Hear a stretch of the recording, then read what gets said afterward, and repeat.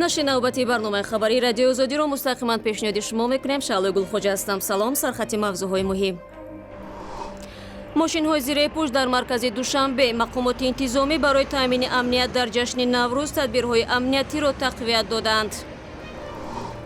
مدیر بیوروی تحقیقات فدرالی آمریکا میگوید دلیل تصدیق کننده درباره ادعاهای رئیس جمهور دونالد ترامپ درباره ثبت صحبت‌های تلفنیش ندارد.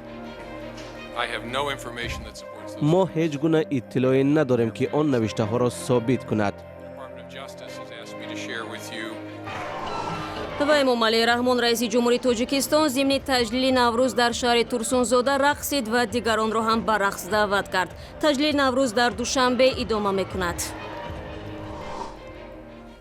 شام 20 مارت مردم در مرکز دوشنبه شاهد حضور ماشین‌های نظامی و ماموران میلیسای زیاد بودند، ولی مقامات گفتند که جای نگرانی نیست. مقامات انتظامی میگویند سفربر کردن ماموران سراپا مسلح میلیسا به پایتخت و دیگر گوشه‌های کشور بخشی از تدبیرهای امنیتی برای تجلیل عید نوروز است.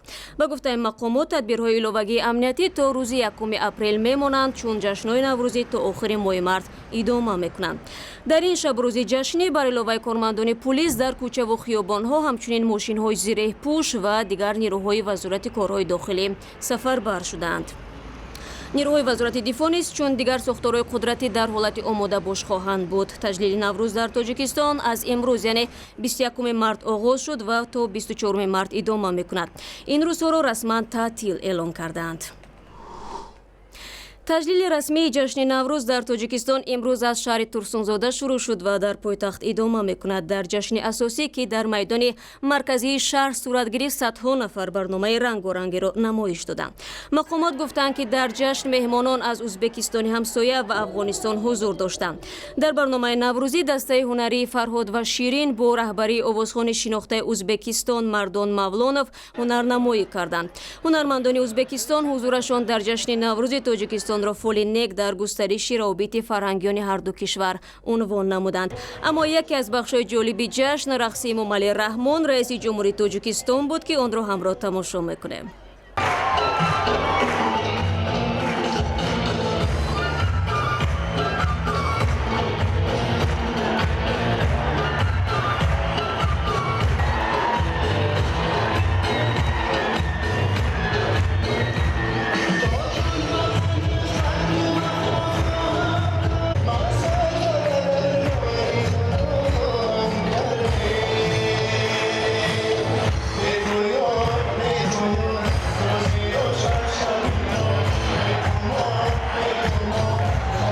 رو می‌آوریم به مسائل بین‌المللی. جیمز کومی مدیر FBI و بیوروی تحقیقات فدرالی آمریکا تایید کرد که این نهاد دخالت احتمالی روسیه به انتخابات ریاست جمهوری آمریکا در سال 2016 را تحقیق می‌کند. در این زمینه ارتباط احتمالی دستیاران رئیس جمهور دونالد ترامپ با مقامات روسیه هم تحقیق می‌شود. امکان دخالت روسیه به انتخابات که یک مسئله جنجالی است در کمیته اطلاعاتی سنات آمریکا بررسی شد و در این باره همکارم طاهری سفر گزارش می‌دهد. وزارت عدلیه به من اجازه داد تصدیق کنم که FBI تلاش‌های روسیه برای دخالت به انتخابات پرزیدنتی سال 2016 هم را تحقیق می‌کند.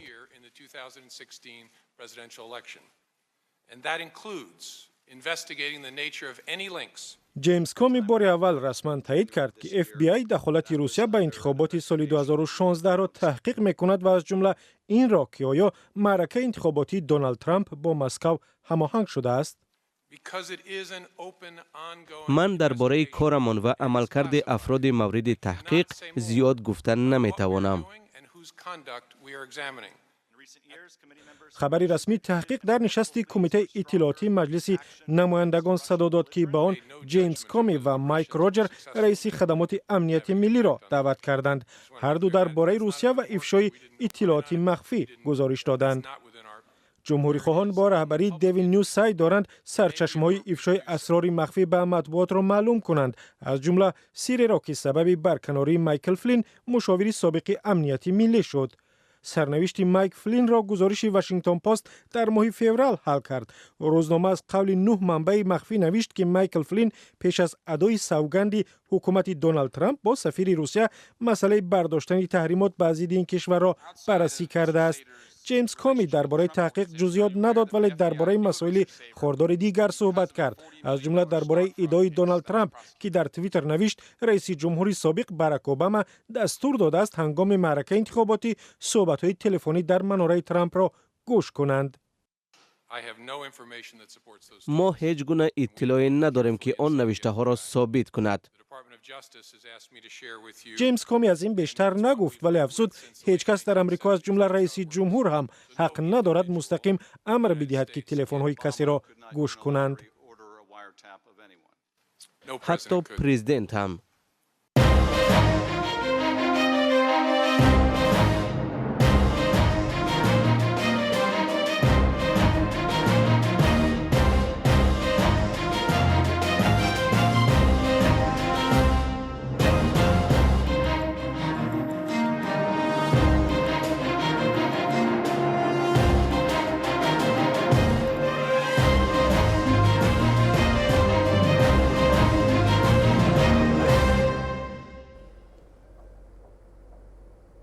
бармегардем ба тоҷикистон.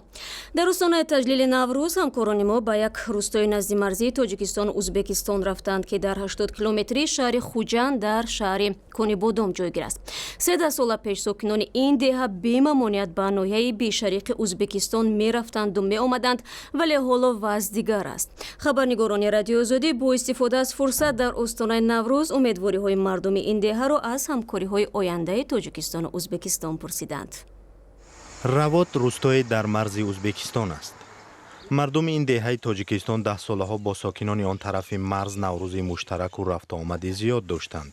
ҳоло онҳоро симхору майдонҳои мина аз ҳам ҷудо кардааст. آخر پیش آخر همین بازار ما را آنها آباد می‌کردن، بازار آنها را ما و رواها یک بی‌ممانعت بود. در نوروز هم اشتراک می‌کردن. بله، نوروز با بی اشتراکی هنرمندان و بی اشتراکی همون مردم ازبک تصور ناپذیر بود.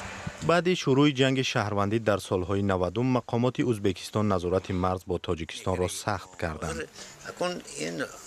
давлатҳо як бор худаш дошта гирифтан, ман фикри ман ҳамин хел ки то худашона дошта нақз гирифтан, акун сархада кадоме ки калон набошадам сархада аввалан бор нақздар меқабад. ҳозир қатлагишон нақз, лекин оянда кушода шод бо нақз мешад гуфтаги уи хаёланда ман ҳамин хел муқаррароти сахт зиндагии хешовандон дар ду тарафи марзро мушкил кардааст.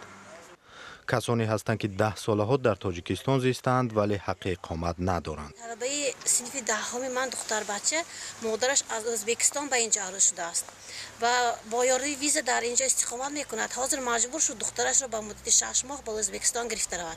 چون که در خانه دختر بچه را تنها پرتافته رفتن به مادر چی نیست و با یاری عریض دخترش را برده در ازبکستان خوانده، بعد آمده خواندنش را دوام میدهد تا همان وقتی که وی حجت‌هایش را باید از نو ویزا ترتیب دهد و از نو به مدت یک همون معین شده گرفته آورد.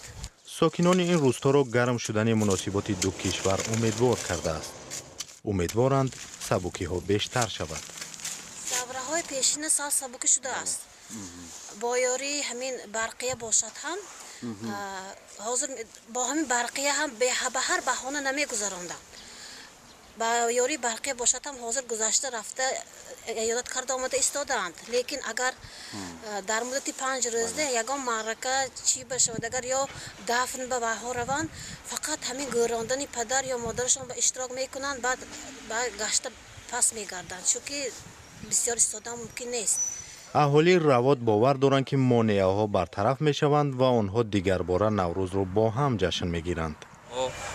آخر مردم همخون و همنژاد و همدین هستیم و نیمی مردمی کانیبادام در ازبکستان در مرز ازبکستان خویشتبار دارند و همها برقرار میشد و من فکر میکنم که همین نوروز تنتنهای نوروزی با اشتراک دوستان ازبک هم میگذرد.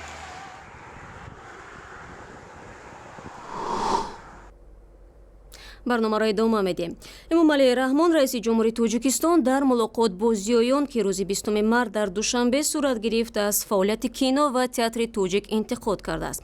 ӯ аз ҷумла гуфт, филмҳову намоишномаҳои имрӯз ба завқи тамошобин мувофиқ нест. аммо бо ин ҳам бархи ширкатдорони нишаст гуфтанд, мулоқоти навбатӣ аксаран бо мадҳу сано гузашт ва дар гумон аст ки дар чунин вазъият соҳаи кинематография беҳбуд ёбад. Шодмони Ятим мавзӯъро идома медиҳад. ба қавли раиси ҷумҳури Тоҷикистон, баъзе намоишномаҳо аз рӯзгори мардум дуранд ва тамошобинон онҳоро хуб қабул кардан наметавонанд. худи ҳунармандон ҳам эътироф мекунанд ки аксари саҳнаҳои филму намоишномаҳо якранг аст. тарзи шӯхӣ ки ҳамун чордеволие ки дорем боз дар рай харака савор асту ҳамина фақат не бу филмҳои хубтар сохтан дар кор.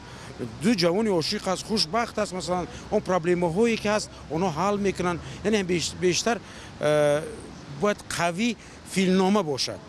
ҳамасола зиёёни Тоҷикистонро барои он танқид мекунанд ки дар мулоқоти рӯбарӯи мушкилоти ҷомеаро бо президент матраҳ намекунанд. коршиносон мегӯянд аҳли зиё аз ин фурсат истифода намебаранд, балки ба мадҳу сано мегузаранд. мулоқоти имсола ҳам мисли солҳои гузашта будааст. ҳозир мо чира масалан дар ҷаҳон бурда нишон медиҳем намунаи беҳтарин чӣ дорем? чӣ дидем инҷа? нест. кор дар пеш аст. ин барои ояндабинӣ аст. ояндабинӣ. дар айни замон оли чизе надорем ки мо аз ҳад зиёд аз худ мерафта бошем. мулоқоти президенти Тоҷикистон бо зиёёну донишмандони тоҷик бахшида ба ҷашни наврӯз дар кохи наврӯзи пойтахт баргузор шуд ва дар он тахминан 200 намояндаи аҳли зиё иштирок карданд. шумораи меҳмонони ин нишаст назар ба солҳои гузашта 2 баробар камтар буд ва он бидуни ҳузури хабарнигорони расонаҳои мустақил сурат гирифт. Шодмон Ятим, Мулло Раҷаб Юсуфӣ, Озодӣ, Душанбе. ва ҳоло бахше аз як суҳбати фарҳангии дигар ва бо сиёву шоири шинохтаи тоҷик ки дар Қирғизистон зиндагӣ мекунад, Мирзонаби Холиқзод бо ӯ суҳбат дошт.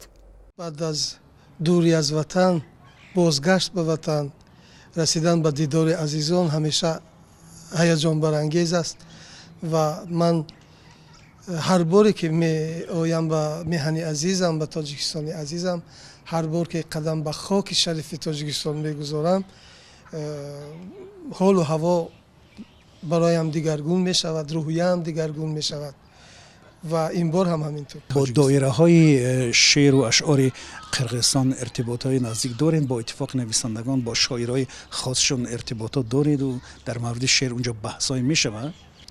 бо иттифоқи нависандагони Қирғизистон ҳамкориҳо дорам. унҷо барномаҳои мухталифе баргузор мешавад. зимнан ман соли гузашта ба унвони намояндаи иттифоқи нависандагони Қирғизистон меҳмон будам дар Тоҷикистон.